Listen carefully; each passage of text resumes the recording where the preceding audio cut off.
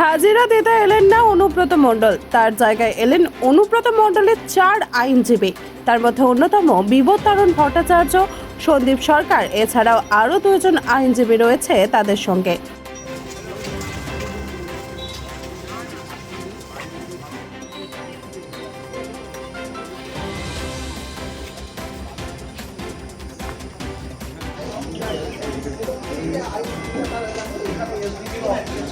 তারা দাঁড়িয়ে রয়েছেন এখনো পর্যন্ত আগে যে প্রসিডিওর রয়েছে সেই প্রসিডিওর তারা পূরণ করছেন এবং তারা সই করছেন। যেটা করতে পারবে দেখালেন, কারণ কি দেখালেন? কি দেখালেন? অসুস্থতা নাকি অন্য কিছু? অনুব্রত মণ্ডল আজকে আশা করেছিল 11টা। কি কারণে এলেন না? সৌজন্যমূলক সাক্ষাৎ। উনি কি আসবেন? অনুব্রত মণ্ডল আসবেন?